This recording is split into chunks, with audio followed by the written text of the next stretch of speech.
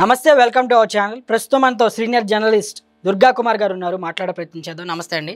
నమస్తే త్రినాథ్, మన వానర్ మీడియా వీక్షకులు కూడా. సో అయితే మనం గత ప్రభుత్వం వైసీపీ యొక్క ప్రభుత్వంలో శ్రీవారి లడ్డు విషయంలో కల్తీ జరిగిందని కూడా తెలిసింది. మనం అందరం చూసాం. చాలా సంచలనమైంది. సో ఈ విషయం పట్ల సిట్ కోర్టు ఒక రిపోర్ట్ అనేది సుప్రీంకోర్టుకి ఇవ్వడం జరిగింది. సో ఎట్లా చూస్తారు ఈ యొక్క అంశాన్ని?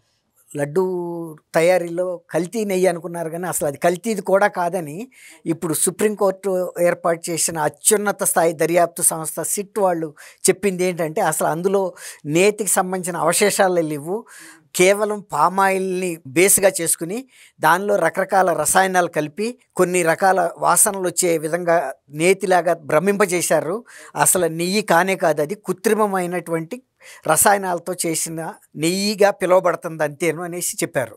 అది మామూలు విషయం కాదు. అది గతంలో కన్నా కూడా ఇంకా తీవ్రమైన అంశంగా తయారైంది. ఇది సుప్రీంకోర్టు ఈ అంశాన్ని చాలా తీవ్రంగానే భావించి గతంలో రాష్ట్ర ప్రభుత్వం సిట్ అని రాష్ట్ర పోలీసులతో వేస్తే వైఎస్ఆర్సీపీ పార్టీ వాళ్ళు గతంలో తిరుమల తిరుపతి దేవస్థానం చైర్మన్గా చేసిన సుబ్బారెడ్డి గారు వీళ్ళందరూ సుప్రీంకోర్టులో సవాల్ చేశారు.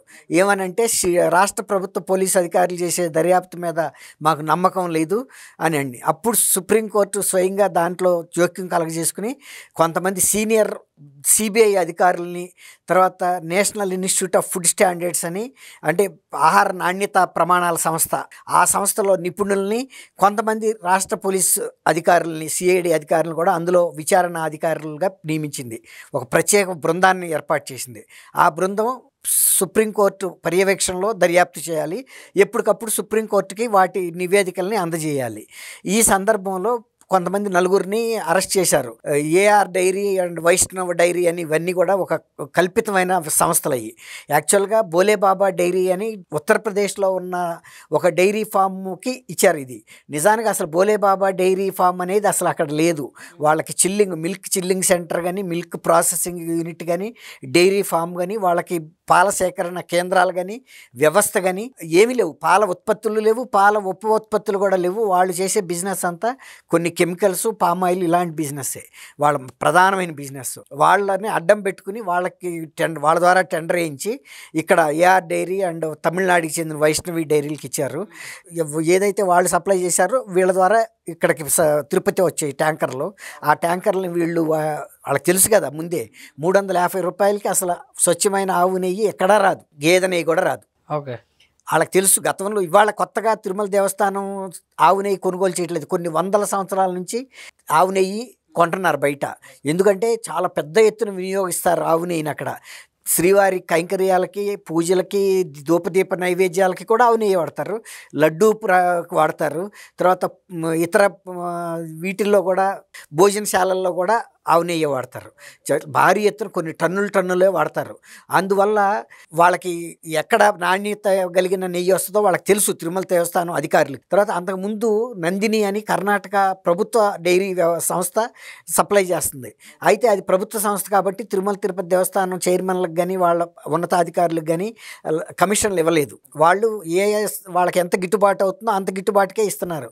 ఎందుకంటే ఇది ఒక ప్రముఖమైన దేవస్థానం, ఆ దేవుడి ఆశీస్సులు మనకు ఉండాలి. తర్వాత కర్ణాటక ప్రభుత్వంది మైసూర్ శాండల్ సబ్బు కూడా, అది కొన్ని శతాబ్దాలుగా అది కూడా ప్రభుత్వ సంస్థ అయినా కూడా బ్రహ్మాండంగా పనిచేస్తుంది. ప్రైవేటు సబ్బుల కంపెనీలకి పోటీగా ఇవాళకి కూడా నిలబడింది. దాని విశ్వసనీయత కానీ, నాణ్యత కానీ అలాంటిది. అలాగే నందిని డైరీకి కూడా మంచి పేరుంది. అందుకే అంతకుముందు ప్రభుత్వాలన్నీ కూడా నందిని ఇచ్చినంతకాలం తీసుకున్నాయి. కానీ నందిని వాళ్ళని కాదని వీళ్ళు ఈ బోలే బాబా అనే ఒక లేని సంస్థని, అంటే లెటర్ ప్యాడ్ మీదే సంస్థ, అది వాళ్ళకి అసలు పాల ఉత్పత్తులతో సంబంధం లేదు, వ్యాపారం చేయరాళ్ళు. అయితే ఇప్పుడు అందులో నలుగురిని అరెస్ట్ చేశారు. AK dairy and Vaishnav dairy. వాళ్ళ అధికారులు ఏం చేస్తున్నారంటే, వాళ్ళు ఎవరిని సాక్షుల్ని కానీ సిట్ అధికారుల ముందుకు రానివ్వకుండా బెదిరిస్తున్నారు, జైళ్లలో ఉండి కూడా బయట వ్యక్తుల ద్వారా.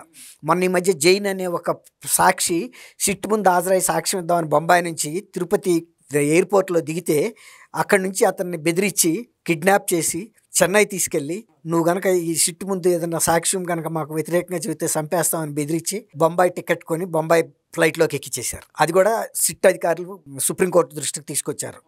వీళ్ళు మామూలు వాళ్ళు కాదు, వీళ్ళకి బెయిల్ ఇవ్వద్దు. ఇంకా కొంతమంది ప్రముఖులు కూడా ఈ కుంభకోణంలో ఉన్నారు. వీళ్ళు తిరుపతి దేవస్థానంలో అంతకుముందు చైర్మన్లుగా వ్యవహరించిన వాళ్ళు, ఈవోలుగా వ్యవహరించిన వాళ్ళు, ఇంకా ఉన్నత అధికారులు, వాళ్ళందరినీ కూడా మేము విచారించాల్సి ఉంటుందని కూడా చెప్పారు. తర్వాత వైవి సుబ్బారెడ్డి అసిస్టెంట్ని కూడా వ్యక్తిగత సహాయ పిఏని అతను కూడా ఇంట్రాగేట్ చేస్తున్నారని చెప్తున్నారు. తర్వాత ఈ ఫైళ్ళు అన్నింటినీ కూడా ఇంకా క్షుణ్ణంగా పరిశీలిస్తున్నారు. ఒకటి మాత్రం తేలిపోయింది ఏంటంటే, నెయ్యి అనేది అందులో ఇంత కూడా లేదు. దాదాపు Gujarat national dairy development laboratory ఏదైతే ఇచ్చిందో అంతే దాదాపుగా నివేదిక అది కూడా అదే ఇచ్చింది. ఇందులో జంతువు ఆ పర్టికులర్ ఐటమ్స్లో జంతు కొవ్వులు కూడా ఉండుంటాయి. ఇప్పుడు ఇందులో కెమికల్స్ ఉన్నాయని కూడా వచ్చింది. ఓకే, ఇంకా వాళ్ళు అన్ని కెమికల్స్ చెప్పాల, కొన్ని ఆయిల్స్ అవి చెప్పారు. అసలు ఇదైతే పూర్తిగా కృత్రిమైందనే చెప్పారు. అక్కడ వాళ్ళు కూడా అదే చెప్పారు దాదాపుగా. కాబట్టి 2 ల్యాబొరేటరీల నివేదికలు కూడా ఇంచుమించుగా అదే వచ్చినాయి. ఘోరమైన ఇది జరిగింది, అపచారం. తర్వాత కోట్లాది మంది హిందువుల మనోభావాలు దెబ్బతిన్నాయి. ఇంకా పైగా దాని మీద మేము స్వచ్ఛమైన నెయ్యి సప్లై చేశామని కరుణాకర్ రెడ్డి లాంటి ఆయన క్రైస్తవ మతస్థుడైనా కానీ ప్రమాణం చేశాడు తిరుపతి దేవస్థానంలో.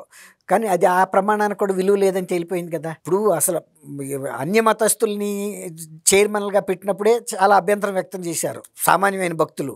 కాకపోతే ప్రభుత్వంలో వాళ్ళకి 151 సీట్ల బలం ఉంది కాబట్టి ఇక వాళ్ళు మేము చెప్పిందే వేదం అని అట్లా వ్యవహరించారు. ఇప్పుడు జగన్మోహన్ రెడ్డి గారు కూడా ఆ టైంలో ఆయన అన్ని మతస్థుడైనా డిక్లరేషన్ ఇవ్వకుండానే లోపలికి వెళ్ళిపోయాడు. ఈవెన్ ముఖ్యమంత్రి అయినా, ప్రధానమంత్రి అయినా, ప్రెసిడెంట్ ఆఫ్ ఇండియా అయినా కూడా దేవస్థాన నిబంధనలు కొన్ని వందల సంవత్సరాల నుంచి వస్తున్నది ఏంటంటే అన్ని మతస్థుల్ని దర్శనం చేసుకోవద్దని నిషేధించట్లేదు, రావచ్చు, కానీ అక్కడ ఉండే నియమ నిబంధనలు పాటిస్తామని ఒక డిక్లరేషన్ అనేది ఇవ్వాలి నామమాత్రంగా.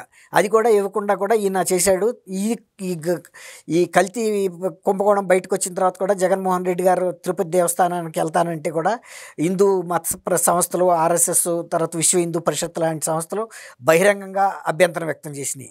ఖచ్చితంగా డిక్లరేషన్ ఇవ్వాల్సిందే అని అక్కడ ఉద్రిక్తత కూడా ఏర్పడింది. ఆయన అసలు ఆ టూరే క్యాన్సిల్ చేసుకున్నట్టున్నాడు. అప్పుడు కరుణాకర్ రెడ్డి గారు అయితే డిక్లరేషన్ ఇవ్వకుండా ఆయన వెళ్తాడు, ఏం చేస్తారు మీరని కూడా సవాల్ చేశాడు. ఒక మతంలో ఉన్నటువంటి మతపరమైనటువంటి ఒక వ్యవస్థని అట్లా ఛాలెంజ్ చేయటం అనేది అది కరెక్ట్ కాదు. అది క్రైస్తవ మతాధికారులు కూడా, మతాధిపతులు కూడా తప్పని చెప్పారు. మా క్రైస్తవ మతంలో కూడా కొన్ని కట్టుబాట్లు, నిబంధనలు ఉంటాయి, వాటిని పాటించాలి. అట్లాగే ఏ మతానికి ఉండే కట్టుబాట్లని, అక్కడ ఉండే నియమ నిబంధనల్ని గౌరవించాలి తప్ప అలా ధిక్కారంగా మాట్లాడటం అనేది సంస్కారాలు చేసే పని కాదు. అసలు నిజమైన క్రైస్తవులు అలాంటి పని చేయలేని కూడా చెప్పారు. బిషప్పులు లాంటి వాళ్ళు, ఆర్చ్ బిషప్పులు లాంటి వాళ్ళు కూడా. కాబట్టి ఎక్కడైనా ఇప్పుడు మనం కూడా చర్చిల్లోకి ఎవరైనా వెళ్తే ఇద్దరు మతస్థులు వాళ్ళు వైన్ బ్రెడ్ ఇస్తారు. అది ఓన్లీ బాప్తిజం తీసుకున్న వాళ్ళకి మాత్రమే ఇస్తారు. ఊరికే ఏదో స్నేహితుల్లాగా వెళ్ళి అక్కడ కూర్చుంటే వాళ్ళకి ఇవ్వలేదు ఏంటని అడగకూడదు. అక్కడ వివక్ష కానీ కాదు, అది వాళ్ళ సాంప్రదాయం, అది గౌరవించాలి. అంతేగాని నా పక్కన నుండి ఆయనకి ఇచ్చారు నాకు ఇవ్వలేదని కంప్లైంట్ చేస్తే నువ్వు బాప్తిజం తీసుకోపోయినప్పుడు నీకు ఎట్టా ఇస్తారు? అట్లా కొన్ని ఉంటాయి ఆ మతపరమైనటువంటి కొన్ని శతాబ్దాలుగా వస్తున్న వీటిని గౌరవించాలి మనం, సాంప్రదాయాలని. అంతేగాని నేను ముఖ్యమంత్రిని అయ్యాను కాబట్టి నేను ఏదైనా చేస్తాను అనే ధిక్కార ధోరణి కరెక్ట్ కాదు.